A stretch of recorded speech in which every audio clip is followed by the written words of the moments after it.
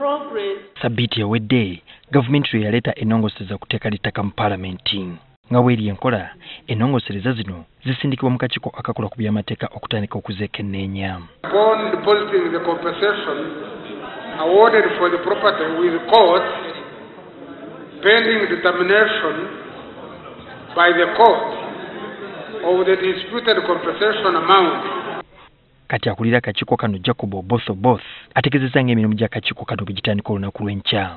Naye tusooka okwebuuzamu kufe bokka nti ani bwe tunayita okusooka kiki kye twetaaga okukola ekintu ky'osobola okugamba nti nga roadmap. Ono agamba nti baakuyita abantu ab'enjawulo babeeko ebirowoozo bye bawa ku nnongosereza zino. Tulabe nti tetulekawo omuntu yenna alina endowooza ebikwata ku ttaka oba tunasookera ne gavumenti nga sponsor wa bill tumanyi nti tegenda kubeerako abantu abagoberera abasponsoringa n'abo abatalinamu okukaanya bulungi. Ekimu ku bisinga okubobbya abantu omutwe kikya gavumenti okufuna obuyinza okutwala ettaka ly'abantu ku buwaze ebeeko byekolerako. Oboth agamba nti akimanyi bulungi nga ennongosereza zino bwe zattadde eggwanga ku bunkenke era nga tekijja kumwewuunyisa singa ababaka ku kakiiko ke bavayo ne alipoota ez'enjawulo. Three people are gathered. There's divergence of opinion. You can't rule out. You could have already heard or seen members of the same committee. They could be having already their opinion.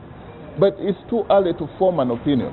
You know, as a committee, we want to listen to those for and against. Omu ku bali ku kakiiko kano Hamson Obua okuva mu kitundu kya Ajuri agamba nti bakwekenneenya buli ekyetaagisa mu nnongosereza zino. We should be in a position to either consult all districts of Uganda, or it can be segmented into sub-regional consultations or regional consultations into the geographical locations of Uganda, such that we can get the opinions of the people of Uganda. Kinajjukira nti Sabiti ewedde abakugu ku by'ettaka baalabula gavumenti ku nnongosereza zino nga bwe ziyinza okuleetawo okusika omugwa ne bannansi. Ndowooza nti waliwo ettaka eriko obuzibu nga baagenda ne balikwatako naye ebintu ne biremerera mu mateeka agaliwo kati.